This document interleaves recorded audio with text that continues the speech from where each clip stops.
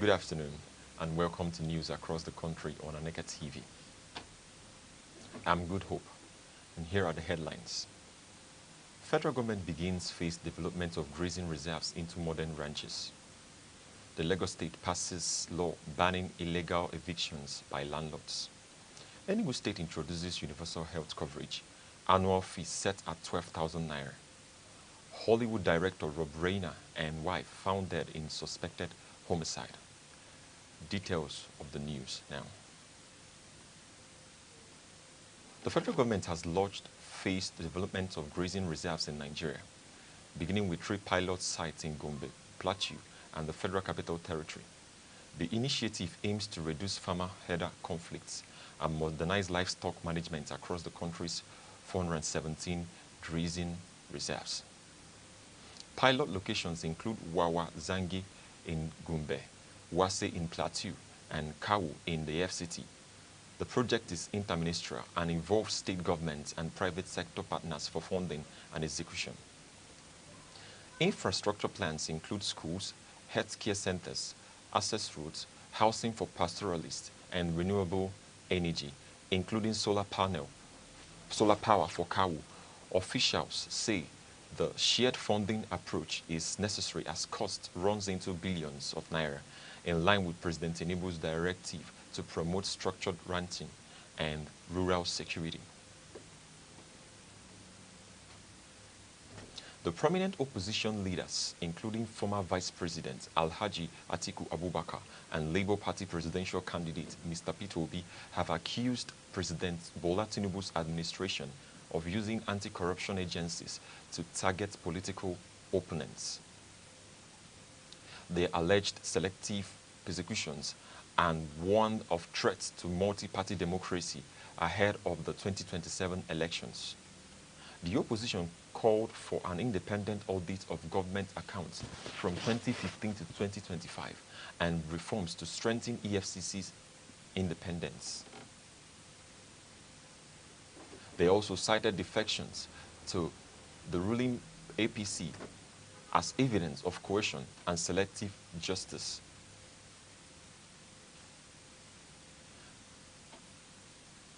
Meanwhile, the presidency has dismissed allegations that President Tinubu is undermining multi-party democracy or using EFCC against political opponents. The special advisor to the president, Mr. Bayo Onanuga, described the claims as politically motivated and baseless. Mr. Onanuga stressed that political defections to APC are voluntary and constitutionally guaranteed under the right to freedom of association. He further reaffirmed that EFCC operates independently and within the laws, insisting there is no interference in investigations or prosecutions. Senator Ali Ndume has criticized President Tinubu's ambassadorial nominations as unbalanced and in breach of Nigeria's federal character principle. He noted that states like Gombe and Yobe were entirely excluded. Senator Ali Ndume called on the Senate Committee on Foreign Affairs to advise the president to correct the imbalance. He suggested each state should have at least one career ambassador to ensure fair representation. The lawmaker proceeded with the screening after colleagues assured that recommendations would be made to address the lopsided distribution across 109 missions. A viral video showing suspected bandits claiming they received arms and a patrol vehicle from the Ilorin government has sparked controversy in Kwara State. Former lawmaker Mashood Bakare urged the federal government to investigate. The Kwara State government, through Chief Press Secretary Rafiu Ajakaye, dismissed the allegations as disinformation. He noted the suspects were arrested in Edo State and questioned the claims about weapons from Abuja. Ifelodun local government area chairman Haji Femi Yusuf explained that a recovered security van belonged to the council and was being retrieved from the vigilante operatives. Earlier allegations in September linked similar arms to a military officer before a bandit attack. The Nigerian Customs Service and the Nigerian Midstream and Downstream Petroleum Regulatory Authority are intensifying efforts to curb diversion of petroleum products meant for domestic use. Comptroller General Adewaleke Adeniyi, and MDPRA Obukora Okohon joined the initiatives of the wheelwind, smuggling, and they also highlighted the harmonized place in the Petroleum Act industries. Officials noted that subsidy removal has reduced incentives for cross-border smuggling, allowing proper regulation of exports without affecting domestic fuel security. The Independent National Electoral Commission, INEC, in Osun State has denied knowledge of a parallel governorship primary reportedly held by a faction of the Accord Party. The legitimate primary confirmed Governor Ademola Adeleke as the party's candidate for the 2026 election. The Accord Party caretaker chairman Babalola Akande rejected the new primary, calling it the new work of displaced actors, and warned of legal action against those involvement, including Bamibola Clement. Analyst Pelumi Olanjembwesi noted Adeleke remains a strong favorite due to his grassroots support and ongoing projects despite internal party conflicts. The proposed Lagos State Tenancy and Recovery of Premises Bill 2025 seeks to protect tenants by criminalizing illegal evictions and requiring all evictions to follow court orders. Landlords would face fines of at least 1 million naira or 6 months in prison for using self-help measures like cutting utilities or partial demolitions. The bill also prevents eviction during pending court cases over rent disputes. The legislation mandates hearing within 14 days, mediation capped at 30 days, and requires landlords to account for security deposits and service charge every 6 months. The National Drug Law Enforcement Agency, NDLEA, has arrested Mohammed Sani, alias Gamboli, a major drug supplier to bandits in Niger and Zamfara states, following the seizure of 471.8 kilograms of skunk. In Lagos, authorities intercepted 170,000 bottles of codeine syrup weighing 23.5 metric tons at Apapa Seaport, along with other opioids bound for the US, Canada, and Sweden. A clandestine codeine factory in Abia was also uncovered, yielding 9,000 bottles. Seizures of cannabis, skunk, and tramadol were reported across Oyo, Lagos, Ogun, Ondo, Edo, Gombe, and Enugu. NDLEA Chairman Brigadier General Mohammed Buba Marwa commended officers and called for continued sensitization under the War Against Drug Abuse program. 8 passengers narrowly escaped injury after a Hawker 800 XP aircraft operated by Flybird Airlines reported landing gear issues at Malam Aminu, Kano International Airport. Although visuals checks confirms the landing gear was extended, the nose gear collapsed during the landing roll on runway 06. The Nigerian Safety Investigation Bureau has launched an inquiry into aircraft systems, maintenance records, and operational procedures to identify safety issues and prevent future incidents, emphasizing the investigation is not to assign blame. You are watching Aneke TV news across the country. Remember, you can follow us on Facebook, X, Instagram, TikTok, and YouTube, all at Aneke TV. Now a quick reminder of major developments in the news. Federal government begins phase development of grazing reserves. Lagos bans landlords from illegal eviction. Coming up shortly, Enugu State Universal Health Coverage fee set at 12,000 naira. Hollywood's Rob Reiner, wife, found dead in suspected homicide. Now we go for a short break. When we return, the news in details.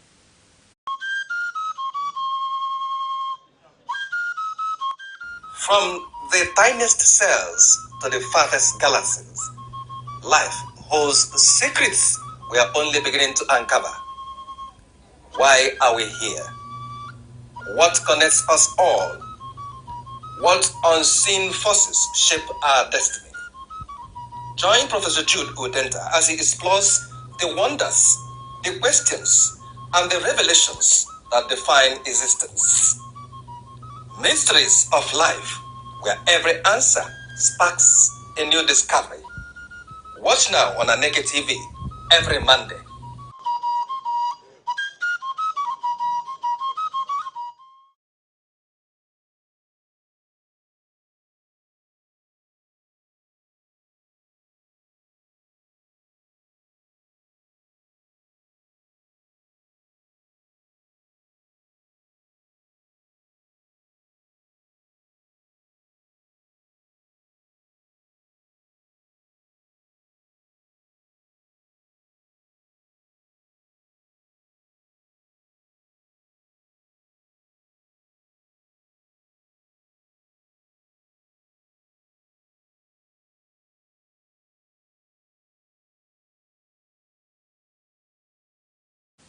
Welcome back. Enugu State is intensifying efforts to provide affordable health care through its social health insurance scheme. Residents pay 12,000 naira annually to access a comprehensive benefits package covering major illnesses, chronic conditions, and procedures including cesarean sections. The scheme aids to ensure no resident is denied care due to cost. Dr. Edith Okolo, Executive Secretary of the Enugu State Agency for Universal Health Coverage, said the program targets universal health coverage by 2030. Residents can access services across the state through public and private accredited providers. Vulnerable populations benefit from special provisions. About 54,000 residents receive free care under the Federal Basic Healthcare Provision Fund, while 6,949 are sponsored through the Adoption and Diaspora Program. The NHIA coordinator praised the agency's management and the local governments, including Enugu State local government area, where were recognized for sponsoring indigenous residents.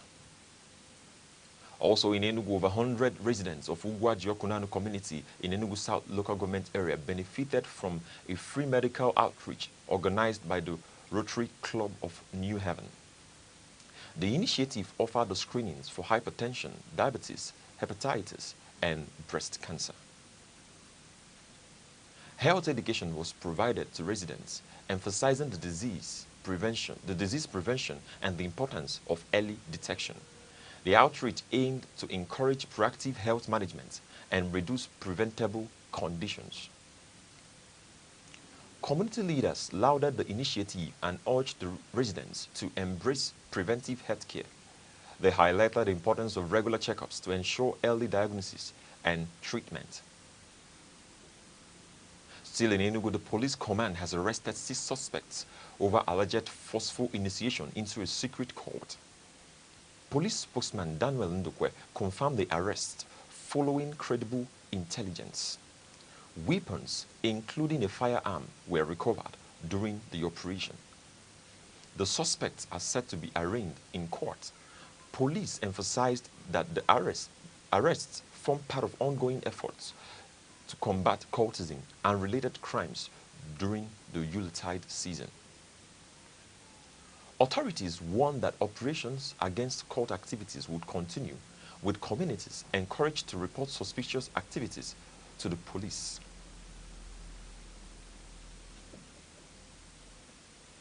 The Enugu State Civil Service Commission says the government is up to date on salaries and promotion arrears for civil servants.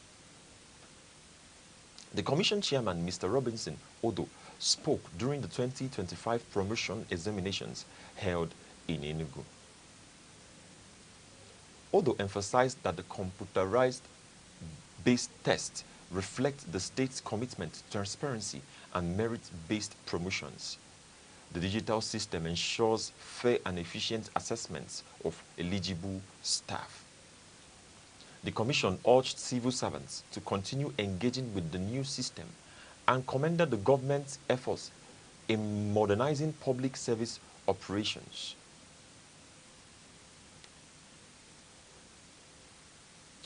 A fire destroyed 48 shops at the Elegushi Model Market in Lekki, Lagos, early Sunday. Lagos State Emergency Management Agency received the alert around 2 a.m. and emergency responders contained the blaze before it spread to adjacent buildings. Dr. Olufemi Oke Osanyintolu, Lasema Permanent Secretary, said no casualties were recorded. Preliminary investigations suggest the fire started in a makeshift stall, but the cause remains under review. Lasema officials sensitized traders on fire safety measures, emphasizing smoke detectors and fire extinguishers to prevent future incidents. Authorities vowed to strengthen market safety protocols. Nigeria's inflation rate continued its downward trend, falling to 14% in November from 16.50% in October. Analysts attribute this inflation to foreign exchange, improved food supply, and efficient logistics. The trend marks the 8th consecutive decline since April, when inflation was 23.71%. Economists predict continued moderation in consumer prices. Independent surveys ahead of the National Bureau of Statistics (CPI) report highlight easing pressures on household and improvements in the cost of goods and services nationwide. Dangote Group President Alhaji Aliko Dangote has alleged that NMDPRA CEO Farouk Ahmed spent $5 million on the secondary school education of his 4 children in Switzerland. Dangote is demanding a full investigation by the Code of Conduct Bureau. He claims the alleged expenditure contradicts Ahmed's official earnings and accused him of regulatory failures favoring fuel import interests. The allegations were dismissed earlier by the NMDPRA as a smear campaign. Dangote warned that public trust and investor confidence in the downstream petroleum sector are undermined. He is prepared to take legal steps to compel disclosure if Ahmed denies the claim. The federal government will distribute 2,000 tractors to farmers nationwide starting January of next year. The tractors imported from Belarus aim to boost mechanized agriculture and enhance food security. The Bank of Agriculture explained the delay in distribution was to ensure transparency and overhaul the agricultural mechanization framework. About 110,000 applications were received from service providers across the country. Officials stressed that the allocation process would be selective, ensuring that only qualified recipients receive the tractors for productive use. Team Nigeria concludes the athletics event on sports and the African Youth Games in the Angola with 11 medals, including 6 gold and 5 silvers. The country excelled in sprints, hurdles, and field events. Gold medals were won in girls 100 meter and 400 meter, girls 200 meter, and boys triple jump, and both medley relay events. Silver medals were included boys 100 meter and 400 meter. The performance reinforces Nigeria's position as a dominant force in youth athletics on the continent and highlights the talent pipeline for future international competitions. Still in sports, top boxers are set to defend their titles at the Rising Lion in Elephant Shadow Boxing Championship in Abia State on Tuesday, December 16th. The tournament features Southeastern Regional title fights. Featherweight champion Chibike Okoronkwo, known as King Priest, will defend his title against Wambeke Ndubisi. Other key matchups include Israel Obodo versus Ude Chibike and Chinazo Okoronkwo versus Ede Peter. Promoter Mazi Ikechukwu Okoronkwo assured the event will be smooth and co-sponsored by the Abia State government, promising a showcase of top regional boxing talents. Ceylon Sports, organizers of the second Niger Delta Games, have launched the registration portal for athletes and coaches for 9 states. State liaison committees have been inaugurated to manage grassroots preparations. Project Director Fred Edore urged committee members to begin local trials immediately, ensuring inclusive participation and adherence to game regulations. The committees are also responsible for online registration, outlet training, camps, and transportation, marking a key step toward the Regional Multi-Sport Festival championed by the NDDC. Nigeria's Deborah Quickpen won silver at the African Youth Chess Championship in Zimbabwe, earning the woman FIDE Master title. She finished as first runner-up in the Junior Championship. Quickpen demonstrated tactical skill and resilience against Africa's top youth competitors, strengthening Nigeria's reputation in chess development. The National Sports Commission commended the Nigerian contingent for discipline and sportsmanship, highlighting chess as a growing grassroots sport in the country. Now in entertainment, Lagos TikTok star Hamzat Habib, known as Pilar, was hospitalized after crashing his Mercedes-Benz on the Lekki Epe Expressway during a live stream titled RIP Pilar. The incident followed personal distress and a reported breakup with Pilar, expressing emotional distress before the crash. Bystanders assisted and transported him to a hospital. Fans and social media users have called for increased awareness of mental health challenges among online influencers. The extent of his injuries remains unknown. Now in the entertainment, we have the Nollywood actress Tonto Dike shared her deliverance from 27 years of smoking, alcohol use, masturbation, and anger issues at Streams of Joy International Church. She revealed that early exposure to smoking at age 13 influenced her habit but created divine intervention for her transformation. Dike described newfound peace and a body repelling previous urges. Pastor Jerry Eze prayed for her, declaring the body of sin broken, and highlighted her testimony as a message of hope for her generation. On a sad note, legendary filmmaker and actor Rob Reiner and his wife, Michelle Reiner, have died, confirmed by the family in a brief statement. The deaths are being investigated as apparent homicides by LAPD detectives. Rob Reiner, 78, was renowned for directing classics such as When Harry Met Sally, The Princess Bride, and A Few Good Men. He first gained fame as Aki Bonka's son-in-law and on All in the Family. Investigators have interviewed a family member as part of ongoing inquiries. The loss is being described as heartbreaking by relatives and colleagues. And now to end the news across the country, here are the main points again. The federal government has commenced phased development of grazing reserves, aiming to transform them into modern ranches.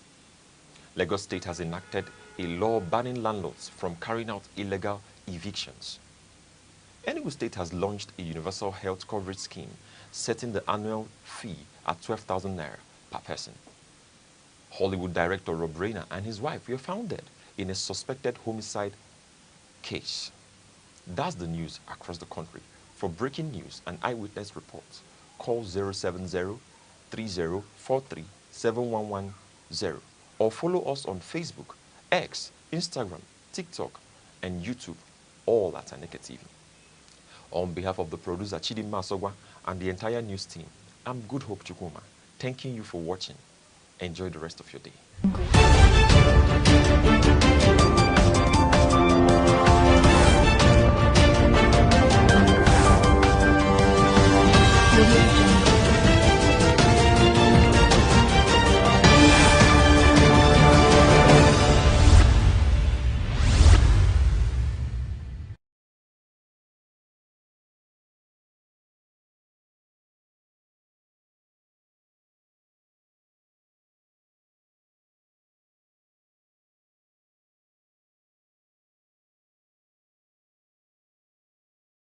Hello and welcome to Aneke TV. Today we are on the streets of Enugu to get public reaction to a statement making headlines worldwide. Former British Prime Minister Boris Johnson has said he feels safe in Nigeria, a surprising contrast to the negative reports he had read before visiting the country. We are asking Nigerians what they think about this remark. It depends on how you look at it. He himself, there's nothing hidden. What is good is good. Nothing can be hidden under the sun, because what's happening in Nigeria today, I think everybody is aware. So you don't need to tell anybody. Whatever he says, let him believe in what he believes. He's talking based on his own perspective anyway. You know, I should not say that Nigeria is not safe. Some part of Nigeria is not safe, while some parts are safe. Like what is going on now, based on banditry, kidnapping, insurgency, you know, some parts of Nigeria are affected, while some parts are not affected. So the British Prime Minister is talking based on his own understanding, or based on his own perspective anyway. But as for me, Nigeria is safe. To be practical, based on things that are going on in the country, we all can see, both the news, both all around, even the insecurity. People can't travel freely. You can already see that the statement is invalid because the insecurity is very much pronounced, and we can all see that things are not safe in Nigeria, and Nigeria is not exactly to be called a safe place. Although we can still see that in some ways Nigeria is safe, but not in all the aspects. I don't think that's true because almost every day actually, if you go online, there's always one bad news or another, you know, regarding insecurity. So I don't think that's the reality, saying that Nigeria is safe at this period. There's news of kidnapping, armed robbery, a lot's going on. So these days you don't even stay out late. Like once it's 7, 8, you're already thinking of going home before something happens. So I don't think that's the truth. No, he's speaking from his own perspective. Are you hearing me? Because he's not living in Nigeria. He just came into Nigeria and was maybe from what he was presented with. That's how he's judging the situation. So when you want to get the clear picture of what is happening, he has to come to Nigeria and stay for some time. Then he cannot be able to say whether we are safe or not. He said Nigeria is safe. I think that's his own opinion, because you cannot be at the top and then you know what's happening to people down. Okay, that's talking about the masses. You know what I mean? We ply the roads and then we move from one state to another, and so we see everything that is happening. You know, the country is so insecure right now. You can hardly even go from Enugu to Nsukka, you know, without even having to bother about you being abducted on the way, you know. And then all of us know that the ransom these guys are calling when one is abducted is over the top, is so exorbitant. So personally, I have a lot of things to do in Nsukka, you know, but I can't even go because I'm not sure of getting to my destination or where I'm going to, and then or coming back. The statement is not correct, it's not true. That's his own opinion. Of course, he came to Nigeria and then they took him around with security, you know. So those guys he's not the target of those guys, okay? Those guys doing those things target people like us, you know, the masses, yeah. So Nigeria is not safe. That is the height of injustice in the whole world, because that is something anybody cannot say. At that particular position she occupies, she cannot come to Nigeria, which has been bastardized by all standards, and say such a thing, because Nigeria is in a mess in all ramifications. So it is very unfortunate if he actually has said that, because anything can happen in this country. Nobody knows whether actually that statement was made, but if it was actually made, it is unheard of at that position she's occupying in the society. Wow. That Nigeria is safe. Well, I don't know what the Prime Minister that visited Nigeria traveled with. I don't know, maybe he visited Nigeria by flight and dropped at Asorok and went back to UK. Because if the Prime Minister visited Nigeria and, travel with motor along the road. I don't know if the Prime Minister will say exactly what he said. So, Nigeria is not safe at all. Thank you for joining us on this edition of Aneke TV. Do you agree with Boris Johnson? How safe do you feel in Nigeria? Share your thoughts in the comments below and don't forget to like, share and subscribe for more street opinions and trending updates. See you in the next episode. I am Sharon Uche, Aneke TV. Good day, Nigerians. Electricity has always been a major concern for Nigerians, from households to businesses. Today, we hit the streets to ask everyday Nigerians on a simple question: are you satisfied with the current electricity supply in your area? I think there is a little improvement in terms of distribution, but the tariff, I'm not happy with the tariff. There is an increase in tariff. It's not about where I live. Everybody feels it because, whatever you put in, before a day or two, it goes up. So, yeah, it's not satisfactory. So they need to review the tariff, a government that feels for the people. People should enjoy something from the government. Almost all the things that are controlled by the state is on the increase. Think about electricity, think about fuel supply, water supply. It's not fair. An average Nigerian deserves a bit of fresh air, so they can start it with reducing the tariff. For once, let's feel a reduction in tariff. I'm not satisfied at all. The tariff is very, very high. Like 4 units for 1,000 naira is too much. It's too high. They should be giving us like 10 units for 1,000, please. It's too high.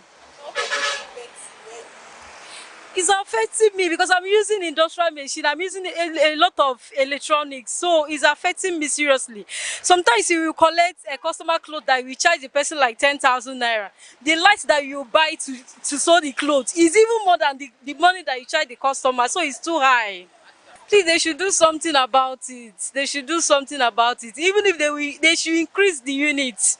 That 4 units for 1,000 naira is too much. It's too much. Please, not fully satisfied, but it's the better.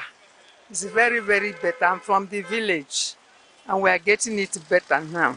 At least when we have full light, and there's no day we don't have it. So I'm very happy now that something is very, very fine. Please, very fine. I mean very fine. Before, it used to affect me because I may not have, the main thing I have is the fridge and the phone. So at times I'll put something inside the fridge, it will spoil. But now it's no more like that. When I put, if there's no light in the morning, it will be in the night. Then my phone now is always available. Yes, there's a big change. They are doing better. Please, myself and other people around me will confirm. Because it's a village that know the most thing that is happening. There should be a constant interaction, one-on-one interaction, with stakeholder. There should be a kind of maybe monthly, I get me, or quarterly. The electricity distribution should convene a stakeholder meeting so that we can sit down and interact to know the way forward. Because the way things are, almost our earning is going into electricity. They provide light very well, but the price is kind of high. But their light is, at least in a 24-hour space, we can have light for 20 hours. So the light is very stable. But it's just the amount, the tariff that is high. There is a significant improvement in supply, I must confess. Yes, there is remarkable improvement. I can acknowledge that. But where the problem lies is most transformers are overloaded. And when it drops, when some phase fails, the response is not rapid. It's always very, very sluggish. Then in terms of tariff, government should try to subsidize electricity for the citizens if this economy will thrive. 200 and something naira per, what is that, kilowatts or whatever, is so outrageous in the current economy. Many Nigerians are poor. It's necessarily affecting us. Everybody is not comfortable. The business is affecting, livelihood is affecting, because when there's light, when there's electricity available, a lot of it takes shape. But when those things are not there, a lot of things will begin to dwindle, and many persons lives with the service of electricity. There are things you may not even use your generator to operate with. There are things you must use electricity to get into doing. But when those things are not there, it affects everybody, even the consumers and the producers. It affects the whole structure of the society. So if those who are operating the electricity system in our society will now begin to understand that they are serving people, and the people know what they are doing, we are interested, we want to use these things for our daily well-being, then things will begin to flow very well. Personally, I'm not satisfied in any way because you see, sometimes it will take some time before they will bring the light. Sometimes they will bring it in a epileptic way, yet they still collect their money. They don't miss to collect their money. So for me, I'm not satisfied. I think they have to do some kind of reforms in their ministry, or whatever I should call it. Understand? Because it's not the consumers that will come and do whatever that is necessary to be done. It's the power authority. They are the people that will have to do something to improve the supply. But people are not getting the regular supply needed, but they collect money on a regular basis. We have constant light, but the tariff is actually expensive. And I don't know about other people that could not or cannot afford tariff, how they are actually managing. They should reduce it a little. The amount for buying unit of light, they should bring it down a little. Though I'm impressed with the amount of light we are getting currently, but it's too expensive, to be honest. From Lagos to Enugu, Nigerians share their thoughts on the state of electricity today. Whether it's consistent power or consistent outrage, one thing is clear: electricity remains a top concern. We want to hear from you. Comment below, let us know your experience. Chinaza Ifeanyi, Aneke TV. Hello and welcome to Aneke TV. We are right here in Enugu getting the reaction of residents to a major national development. The Court of Appeal in Abuja has affirmed an earlier judgment stopping the Directorate of Road Traffic Services, popularly known as Vehicle Inspection Office, from stopping, impounding or fining motorists on the road. What do people in Enugu think about this ruling? Let's hear from them. The judgment is fair. It's okay because each time you carry your vehicle and come out, the VIO will disturb you and start collecting necessary money and tell you to park, and it's not fair. It's not good. I think the judgment is fair. It's good. I like the judgment they passed anyway. It's a very welcome development. If it's going to be possible, if they will adhere to that, it will be fine, because most times you see them on the road harassing people, having issues with keke people. Some people refuse to move over and all that. So whenever such a thing occurs, normally it causes chaos on the road.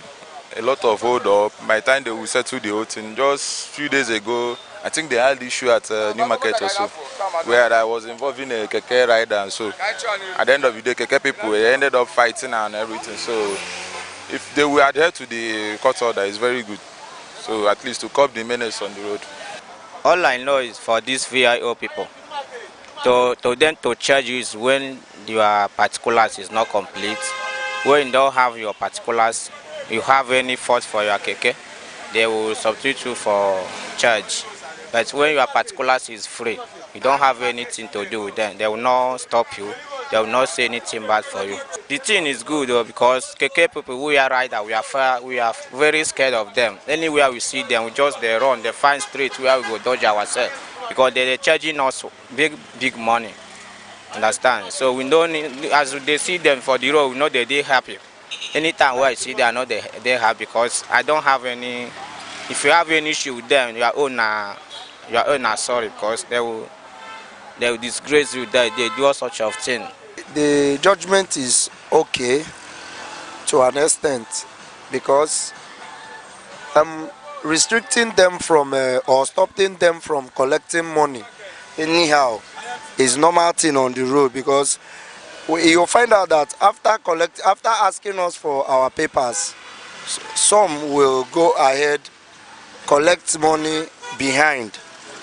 But if all of us will endeavor to have our papers, if they will be able to check our papers, know that these people, they are, if your papers are okay, now it's okay with me. You understand? Like police, if police check your paper and it is okay, let them leave you.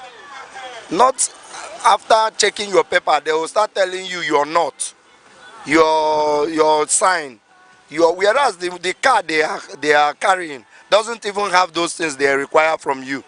Some of the cars they carry doesn't even have a wiper. They doesn't even have that brake light they require from you. So it's somehow not good for us, the motorists, because it is our daily bread that we come out to fetch for. And in as much as we are coming this place every day, we ply that road every day, you should also know that these cars are not stolen. These cars are not stolen. At least you check cars when there is an emergency or call for something like that. So I think that if the government want to maybe regulate.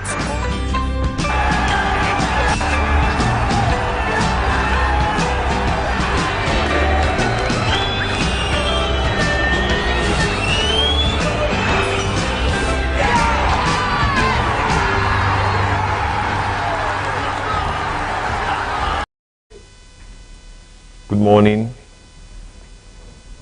It's an hour of the day. Could be afternoon, could be evening. Welcome to Sports Wrap here at Aneke TV.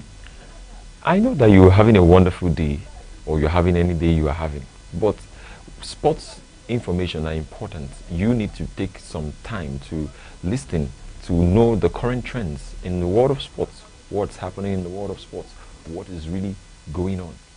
It does not matter the time of the day. What matters is that now is the Sports Oracle, bringing you live sports news across the world.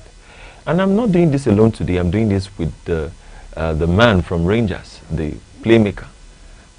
His name is Kelechi. Kelechi, you're welcome to our sports show this afternoon. Thank you so much. Kelechi, I know you are like, what's going to happen here? You guys had a draw over the weekend. And from there, let's just start with the Rangers drama so far, and how Nigerian Professional Football League has been a tug of war for even the people that were promoted recently are fighting for their place too. Yeah. Okay, my name is, as you said, Kelechi. Obole Kelechi is my name. So I'm playing for Rangers. I'm a midfielder. Okay. I play defensive and also offensive. Awesome. So awesome. I like to score goal. You like to score, but you love to defend. Yes. But you love to score, but you love to defend. Yes. I actually started playing from defense, but you now had to move to Bellingham side, the Bellingham guy. All right. Thank you very much, Kelechi, for coming to our show. I'm sure that you know what's happening in the world of sports, but let's leave the Nigerian Professional Football League now. Let's go to the AFCON first. Okay. Seeing the list in the AFCON, the list of players that was released just last weekend, and the Super Eagles who made it to the AFCON final list. What do you think about the whole scheme of players that we're choosing? And looking at the list too, what do you think? Who are the players that we were expecting to come on the list? Is there anyone you were expecting to be on the list that did not make it to the list? Okay. Actually, not, because when there was a list that they gave, I think almost 30 players. Yes, it was actually 54 players. Okay, 54. Yes. Okay. So I saw some players from Nigeria League. Okay. I think one of my teammates, he played with us last season and he left in the second round. So I saw his name in the Super Eagles. And you were so excited. Awesome. It's like at least my person will be on the Super Eagles. Oh. Even if I'm not getting anything direct, I've been with this player, I've been with this guy, so I'm happy to see him. So at the end of the day, the final list, I didn't get to see him. Oh, So I was expecting that at least maybe 1 or 2 person from our league would just, even though you know play or will be part of. He will just be on the bench or something. Yes, but looking at it, don't you think there are things that they have, that the coach, there's something about the coach, that about this list that the coach has done that he's not telling us? Do you think there's a foreign influence or an external influence that has pressured him to take every player who has played? You know, seeing the list, you know this guy, he plays midfield he went from Sunshine FC. You can, his name is Sele. He's on that list. He went from the local league to the international spotlight, and he went all the while he was playing at that Sunshine Stars. Nobody called him, but immediately he left the country to feature in the leagues across Europe. He was selected. What do you think about that? Do you think there's partial some partial stuffs going on, or do you think it's normal? Okay, let me just, for example, South Africa, their league, you can't play in the national team if you're not playing in the local league. So I think Nigeria, I don't want to call it a standard, but for me it's wrong, because if it's being done that way, you are not promoting our league. For example, I've witnessed this thing first, and my roommate in Rangers now, he was assistant captain of under 20. Under 20. He played Wafubi. So when he reached Afacon, they now invited foreign-based players. Yes, but he's the actual person that he starts, he finish until they get the qualification for Afacon, and when the list dropped, he was dropped out. You see, now looking at the list now, seeing what the list is all about, you will see that we have the likes of Alex Iwobi, we have the likes of Calvin Bassey, we have the likes of Samuel Chukwueze. Then we have, yes, that guy, Fisayo Dele Bashiru, Ebenezer Akinsimiro. All these guys left, especially the Ebenezer Akinsimiro left Sunshine, Sunshine Stars to the league he plays in Europe, and he was selected. But let's just move on from the list whole thing. Let's talk about the playmaking, about Alex Iwobi and Calvin Bassey and the other guy. What's that his name? The Samuel Chukwueze, yes, of course, that went to Fulham. And he has been doing a lot in Fulham. What do you think about Fulham losing those 3 players? And do you think it will affect their performance, even though the coach has already started giving some lamentation about how it's an honor for a club for their players to feature in their national, do you get? But don't you think it will be a problem for the team, for Fulham? I don't think, I will not say it's a problem, because it's actually, because it's African. Because, for example, now, if it's meant to be like Euro or this European League, even if the players have international duty, it won't affect the team. Even if it affect the team, they will not complain. They will just find how to maneuver, and they will be fine together. But I think this player, I remember because he's my namesake, Kelechi Wakali. Okay. He had issue with his club because he wants to play in internet, like he has a international call up. And the club is like, oh, you will not go. And he's like, I will go. So they had issue. The club say, oh, I can't work with this player. But he's right. It's his choice, right? But are there no rules that guide when a player wants to leave a club? The rules, I think, most of the time it depends on the contract, because contract is actually personal. For example, now let me say Chukwueze can decide, oh, I want to stay back. Then Bassey will be like, oh, I want to play for Nigeria. It will not affect. He's actually a personal thing. But I think the level that Chukwueze and Bassey are now, you cannot hold them and say, oh, you cannot go. Yes, of course. For example, now if he's a upcoming player, rising star, you can say, oh, don't go, and it won't affect as much. Yes, because Bassey, Chukwueze, they are key players in the team. So you can't hold them back. So I think they should actually find a way to balance the whole to thing. balance the team, yes. All right, moving on to AFCON, and we have been seeing some developments happening over there in Morocco. And first time in years, Morocco has reportedly faced drought. Now they have the AFCON being introduced and the preparations going down. It was said that Morocco has snow now, and AFCON is starting in a few days' time. Remember, we're talking about Nigeria and their preparations and what to expect. We'll continue that tomorrow because we are looking. There are lots of things to exhaust on this Nigeria's preparation for AFCON. But what do you think about the preparations we're having in Morocco? Looking at the stadium and seeing that the government, the sports federation in Morocco has worked a lot hard to fix the stadiums. You know.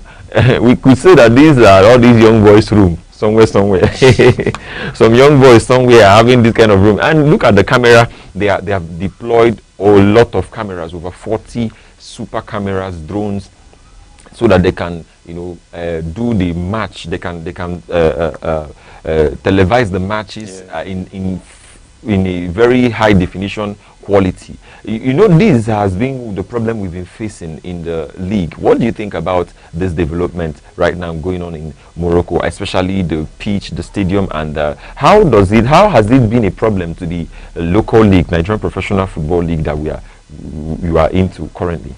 Okay, so it's quite a big problem. Okay. Very big problem, because I've spoke with some agents, foreign based, and the first thing that they'll ask, oh, where's your video? Okay.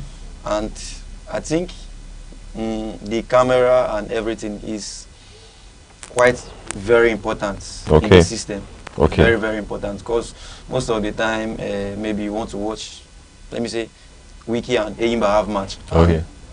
Me as a player, I want to watch the game or watch the highlights, and you can barely see the It does not look very good. It doesn't look professional. It doesn't look like all the ones we see from the other leagues across Europe. For example, now maybe our TV room, watching Premier League and switch from Premier League to Nigeria League, and it's quite a big difference. Like, what's going on? And yes.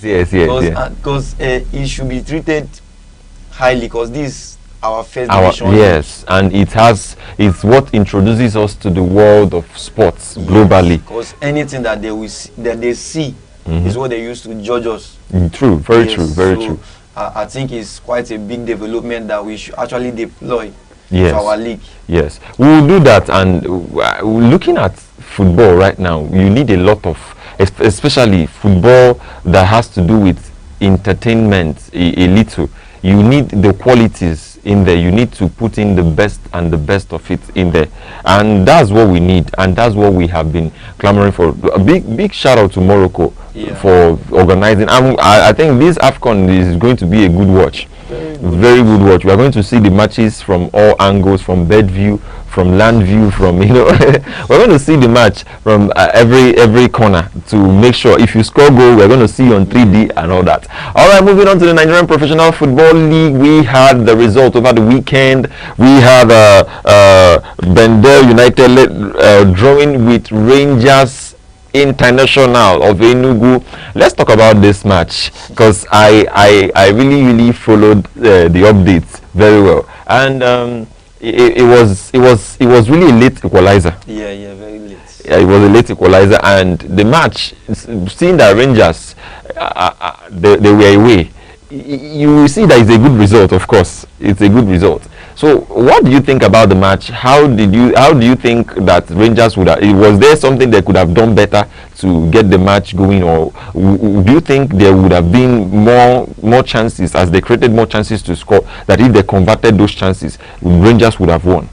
Okay, sincerely, as we prepare for the match, actually we are not preparing to get draw in that match. Okay. All our focus is that, I'm going to get 3 points. I'm going to get, because we have actually looked at the table. If we win Bende Insurance, come home, win Ikorodu.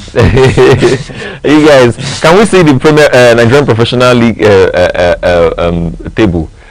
How it stands now. Rangers is looking at Rangers. Rangers is I not. think we are in the 6th position. Yes, you guys are in the 6th position. No, you're not in the 6th. You're in the 4th position. If you had won, you would have been number 30. No, on by 29 points. You would have reached 29 points, and that would have made more sense. Just to 1 point behind the league leaders. It will be 28 because we are in 25 points, then 3 points because the 1 point have been added. Oh yes. Yes, it will now be 28. Yes, just 2 points. 2 points. You guys will be at the same point with Ikorodu. Yeah, and but looking at the table, we are still seeing that there are lots of outstanding matches to be played. Just like there are matches to be played today. Yes, there are matches to be played today because of the CAF. They are playing in the Champions League. Yes, exactly. They have outstanding and all that. Ikorodu, I think they have 1 outstanding. So yeah. Canopy has docked 3 points, 3 goals for infraction. Anyway, it's all the thing that happens in this our league, and I really wish that we that are young could just, the way we focus on English league and other leagues, we could just turn back to seeing our guys playing and it starts with fanning one person playing themselves out. Yeah, when you play yourself out and people recognizes you always play well, they would bring you in and you will have a lot of fans. I think it's the fan base that controls the viewership. Yes. You understand? It's the fan base that controls the viewership. Now, looking at still the table, we have Plateau United and Nasarawa United playing goalless draw. Then we have Niger Tornadoes winning El Kanemi Warriors 3 goals by nothing. Then we have Enimba of Aba winning Kwara United by 3 goals to 1 at their home. And the most important thing I want us to talk about here, because winning away is hard, right? Abia Warriors won Kun Khalifat FC by 1 goals to nothing away. That would have been if they had cancelled the Bender insurance game that you guys play. If they had cancelled their goal, you people have won now. Yes. But they can't now. Why would they cancel their this guy? But the game between Abia Warriors and Kun Khalifa is actually a derby match. Okay, because of Kun Khalifa's. Kun Khalifa is in Abia. Abia Warriors is also in Abia. Like they are relative. Like for example, when you play Eyimba Rangers, for example, even if Rangers is not in form, Rangers is not playing well, anytime we see Eyimba, we rise. Yeah, something like that. So that's actually a derby. So anybody can win in derby. Anybody can, of course. The match we played with Eyimba is, let me just say, they had a very bad luck in that we played everything, but they won us 2-1. So derby match is very strong. Yeah. All right, moving on, we have Bayelsa United winning 2 goals to 1, winning Remo Stars 2 goals to 1. Then we have Barao losing to Shooting Stars. That's an away game. Shooting Stars won away. Then we have Kano Pillars and Warri Wolves playing a goalless draw. Now moving forward to the Premier League, and before we move to the Premier League, let's see the fixtures that we have today. We have Ikorodu City and playing Katsina United this evening by 4 p.m. Then we have Rivers United playing Wiki Tourist by the same time. What do you think about Ikorodu City and Katsina United playing? Ikorodu City, they are in very good shape right now. So I think Ikorodu is coming to playoffs. Yes. So let them just win their game and come and lose at our home. Just. What do you think about Rivers United and Wiki Tourist? How was the match? What's the prediction? Who is playing in home? No, Rivers United is at home. Rivers barely lose at their home, so yes, of course. Port Harcourt boys. How would they lose at home? All right, moving on from that, we have a lot of news coming from the Nigerian Professional Football League. While we look at that, we have to look away a little to what's happening in the foreign, or what has happened in the foreign football. Looking at Liverpool being the major people and Arsenal being the major team that we're going to look at today. Arsenal had a play with Wolves. They played a good game, but they did not really meet up with the game. Then they had to score almost at the 9 minutes to score that screamer, and that game ended by them winning Wolves. I'm sure you think that Wolves would have won that match. I think no. Wolves would not. Is it because Wolves are at the list of the league table? They have not been in a good shape. In good shape. And Since they sold Matthews Cunha to Manchester United and sold some of their best players, they have not really found their feet. Yeah, of course it happens. You know, football is very, very interesting place to. It's like no player stays forever in a team. No, you don't stay forever in a team. Now, looking at Liverpool, we have seen that Mohamed Salah, the man of controversy, the controversy they had over the weekend with Arne Slot. What do you think about the whole thing where he was complaining he was not having match time, he was not having game time? He lashed out publicly to the team and to his coach. Don't you think that would have affected him playing yesterday, but playing on Saturday, but he didn't? What do you think about that? I think he entered when somebody had injury. But the thing is that even if you have a problem with your club, it's like a family. Okay. So anything you have should be disclosed within the family. As a family. Wow. Because it can actually affect the performance of the team. The team is there are a lot of things going on, and it can actually affect this. So I think it should be addressed as a family. Right? And another thing I think is that Salah should be given playing times because he's actually a legend in the team. He's a legend, but what if legends turn to trophy? You get that? Now, looking at him, he has contributed most goals for a single club in the Premier League history. He has goal contribution of 277. And Wayne Rooney has contributed 276. So if he had not played that Saturday match, he would have not have contributed that goal. And he would have not have topped that goal contribution. Now, moving on from him, we have the manager, what's his name? Pep Guardiola. Pep Guardiola of Manchester City. What do you think about that coach particularly? And let me tell you something. Last weekend, he won his match by 3-0. Yeah. And he currently has scored 153 plus goals in 358 matches. While he's the one that has been topping with a far margin, while Sir Alex Ferguson has scored 245 goals in 810 matches, while Arsene Wenger has scored 3 plus goals, so goals that runs into 3 plus in 828 matches. So Pep Guardiola and the Manchester City team, what do you think about that beast movement? That's a beastly movement. What do you think about the team? Looking at their position right now in the Premier League and what they are going for, don't you think something will happen to them? Okay, so I think Pep Guardiola have been a manager that I've admired since, because from Barca to Bayern, Man City now. So I think the Man City team is actually let me say a work in process. They are not really work in process. Yes, to compare. To compare what they used to be. Yes, this is the team that play you 6. They are not. They who come to your home, come to away, humiliate you. Humiliate you. Yes, so because that match yesterday was away match. Yes, it was away. That they don't do. No, it was. There is this land that we have in Rangers. Okay. Everywhere is home. Everywhere is home, yes. But that one is not home because they went away and they won their match. They won their match by 3-0. And Erling Haaland has been a goal scorer. Yes, Erling Haaland has really. He scored, Phil Foden scored, Josko Viador scored too. And Manchester City, don't you think they will win the Butlers people? The Butlers, the league, you know what I'm talking about? The people that are carrying their heart just for Wolves. Like you have the match to win, you are carrying your heart for Wolves. Hi, but you say you have gun, you are Arsene Wenger. You have gun, you can shoot, but you meet Wolves and you put your gun in your chest. Hey! Well, the Premier League is very open.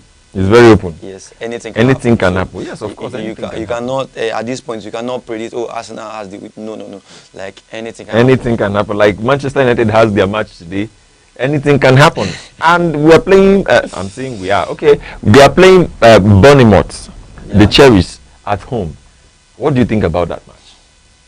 Man U is at home. Yes, Man U is at home. They will of course win.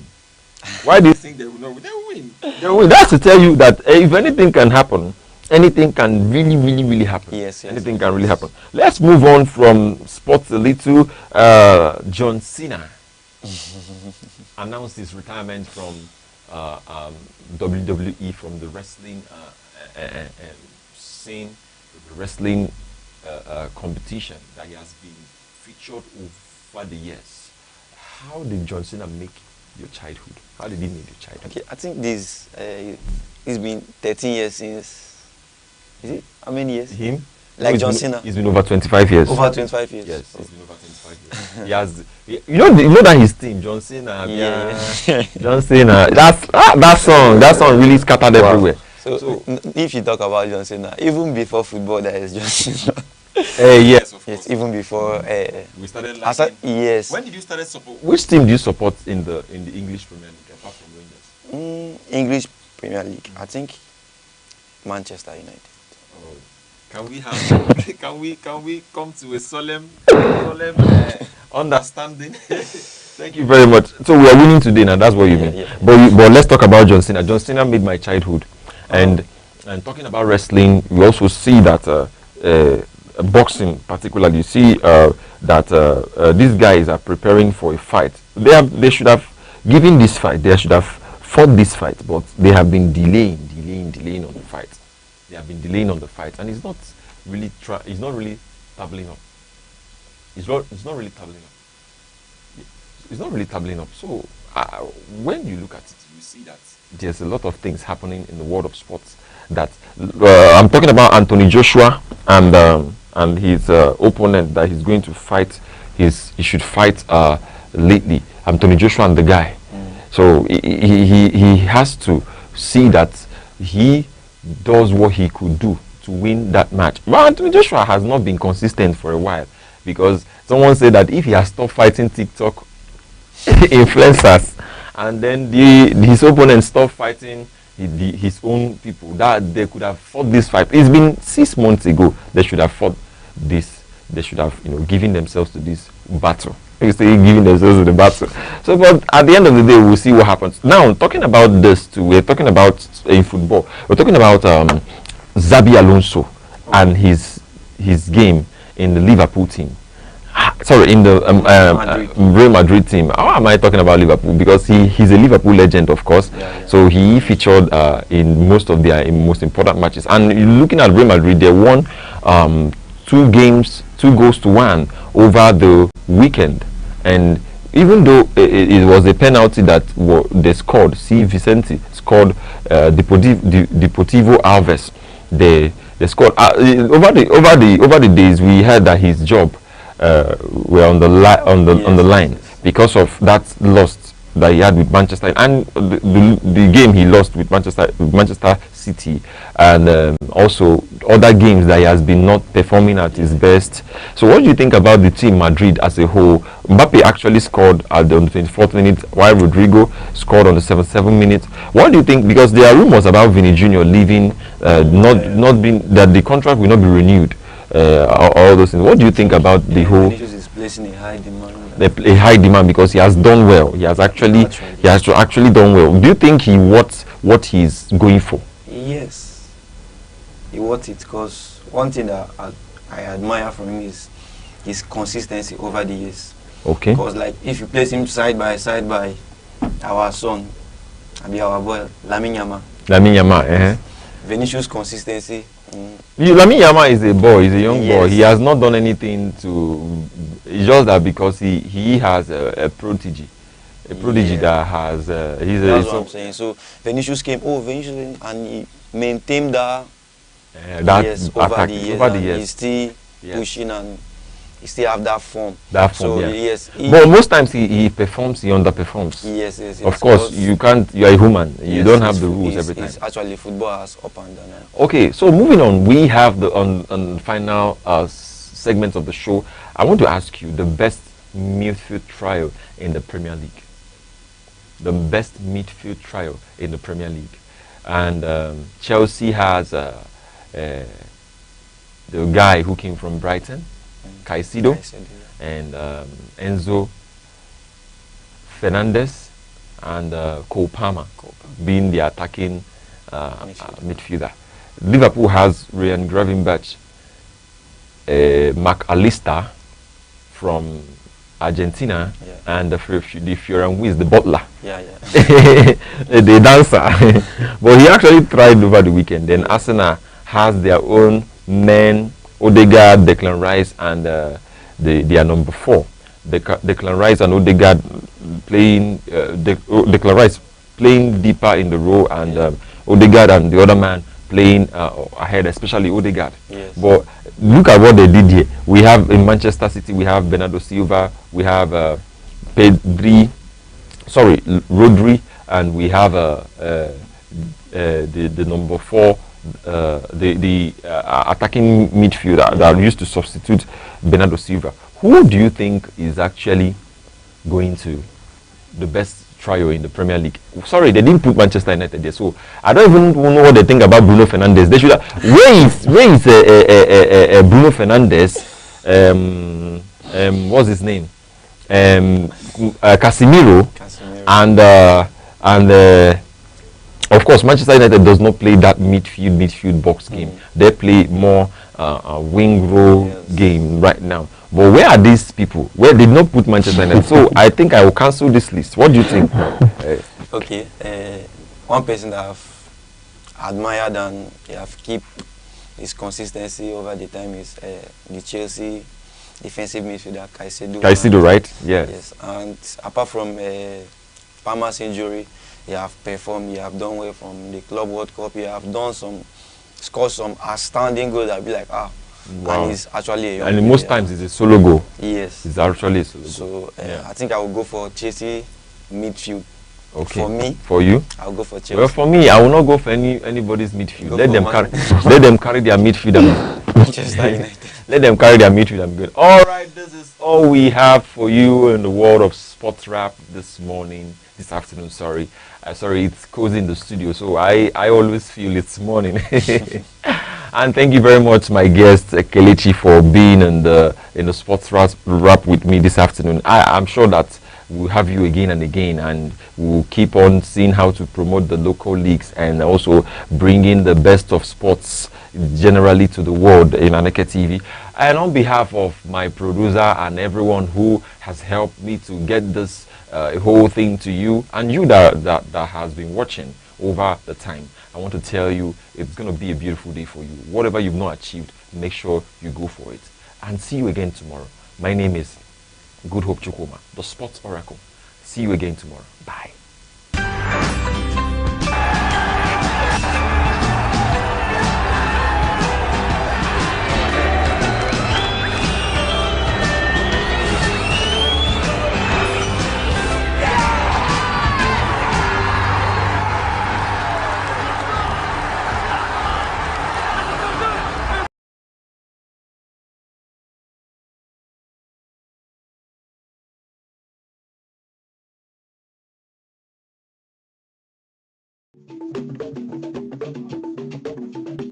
The Insight with Uche Osai.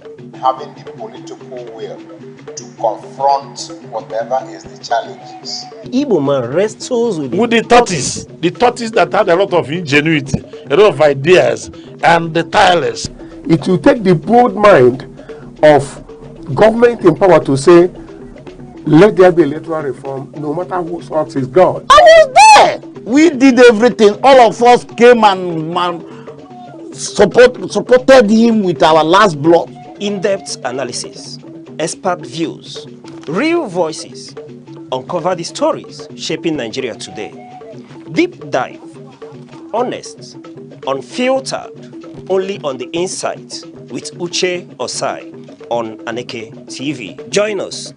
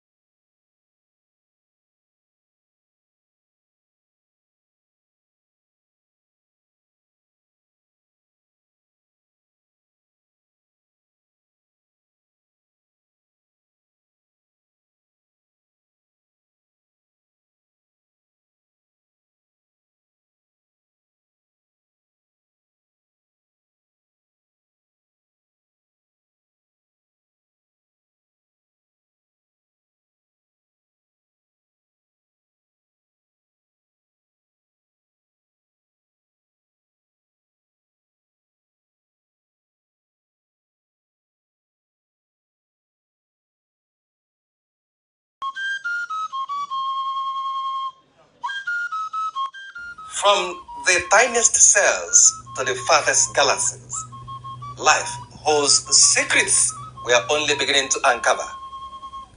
Why are we here? What connects us all? What unseen forces shape our destiny? Join Professor Jude Udenta as he explores the wonders, the questions, and the revelations that define existence. Mysteries of life, where every answer sparks a new discovery. Watch now on Aneke TV every Monday.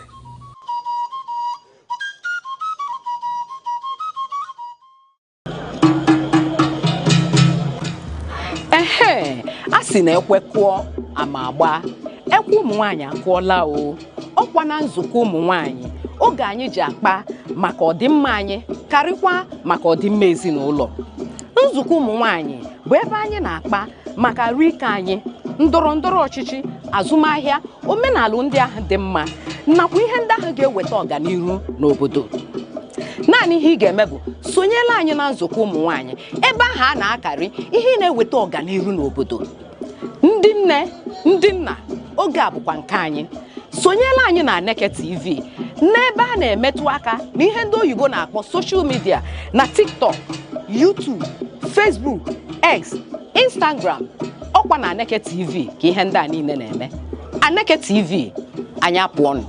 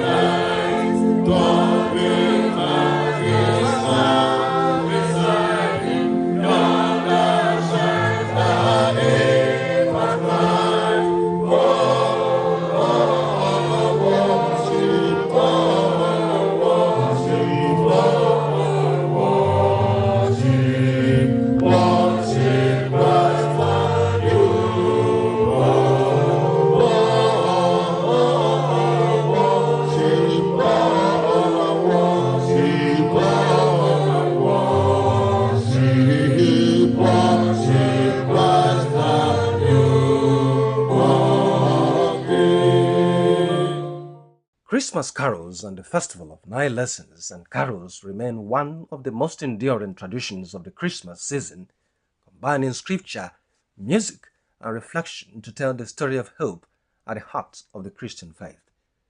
Beyond the pageantry and familiar melodies, the service carries lessons that continue to resonate in an increasingly divided and uncertain world.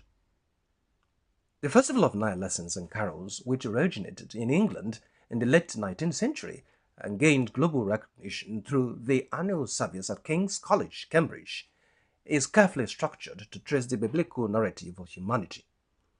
The readings begin with the story of the fall, acknowledging human frailty and the consequences of disobedience before moving through the promises of redemption and culminating in the birth of Jesus Christ.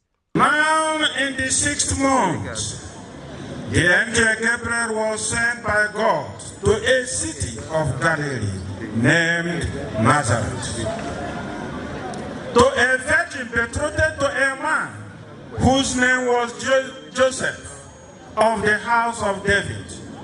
The virgin's name was Mary. And having come in, the angel said to her, "Rejoice, highly favored one. The Lord is with you. Blessed are you among women."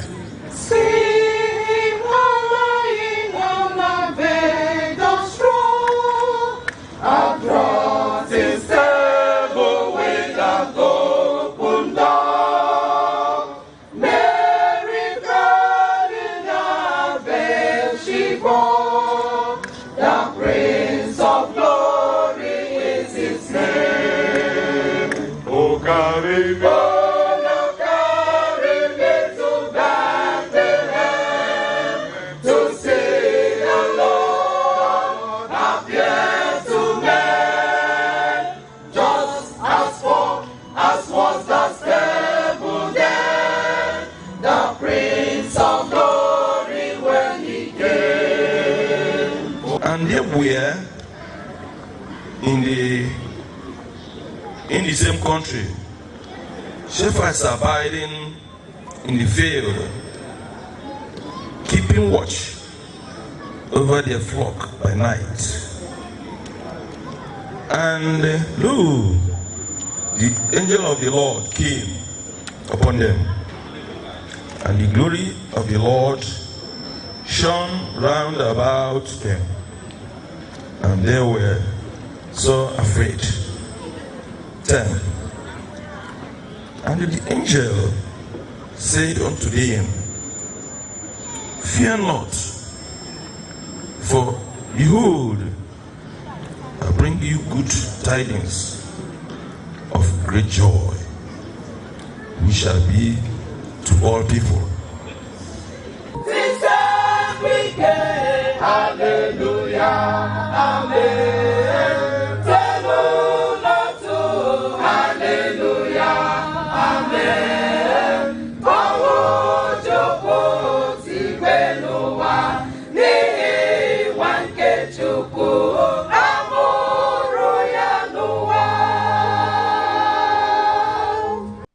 Christmas carols reinforce this message through music that is both participatory and reflective.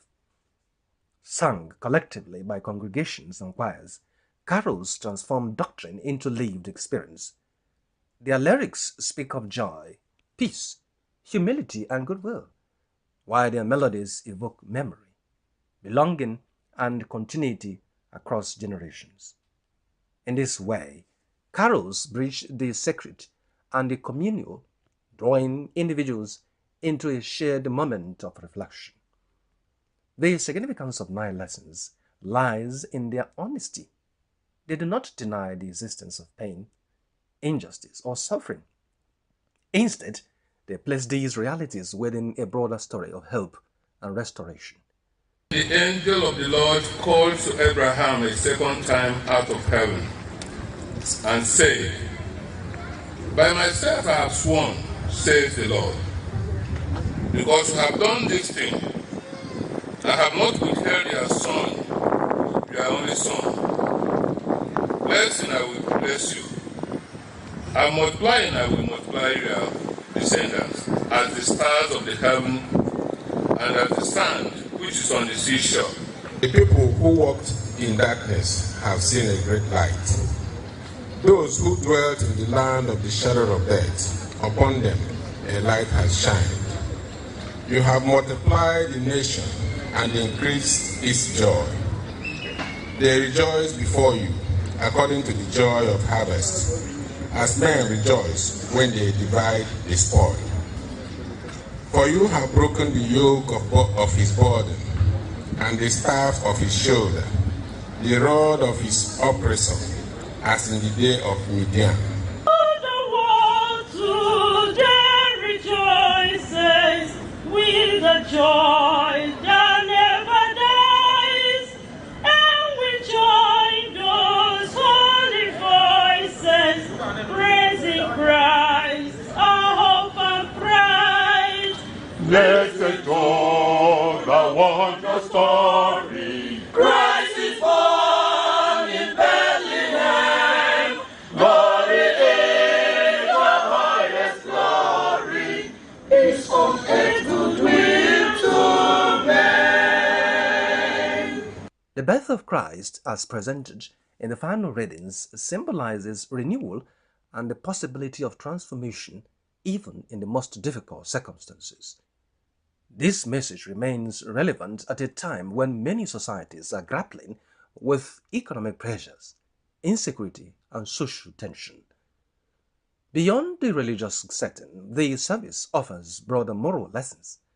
It calls for compassion in the face of hardship, generosity in times of want, and peace amid conflict. In contrast to the commercial excesses often associated with the festive season, the 9 lessons and Christmas carols invite wide reflection, reminding audiences that the essence of Christmas is not consumption but conscience. Joseph also went up from Galilee, out of the city of Nazareth, into Judea, unto the city of David, which is called Bethlehem, into Judea, unto the city of David, which is called Bethlehem, because he was of the house and lineage of David, to be tasked with Mary, his supposed wife, being great with child. And so it was that while they were there, the days were accomplished that she should be delivered. And she brought forth her firstborn son, and wrapped him in a swaddling clothes, and laid him in a manger, because there was no room. On the second day of Christmas, my true love said to me, 2 turtle doves and a partridge in a pear tree. On the third day of Christmas, my true love said to me, 3 French hens, 2 turtle doves and a partridge in a pear tree. On the 4th day of Christmas, my true love said to me, 4 calling birds, 3 French hens, 2 turtle doves and a partridge in a pear tree. As we gather to celebrate Christmas, we remind ourselves of God's incredible gift to humanity. He gave his Son, Jesus Christ, born in humility, to bring salvation to all people. God's love is for you and for me. He loves you deeply, knowing your struggles and your fears. He sent Jesus Christ to bring hope, peace, and redemption to a hopeless world that lacks peace and was ready for destruction. Jesus is the hope that God has given to us as a gift. Born in a manger, Jesus came for all, offering eternal life to all who will embrace it. For many families and communities, the tradition also serves as a moment of pause. It encourages listening rather than rushing, reflection rather than distraction, and unity rather than division. In a fast-paced world, this pause has become increasingly valuable. As Christmas draws near, the continued relevance of Christmas carols and the 9 lessons lies in the ability to recenter attention on enduring values: help, peace, humility, and shared humanity. Beyond attending services and singing familiar carols, individuals and communities are encouraged to carry the lessons of Christmas into daily life. Acts of kindness, reconciliation, and care for the vulnerable should not end with this season, but define the months that follow. In doing so, the true spirit of Christmas can extend far beyond December.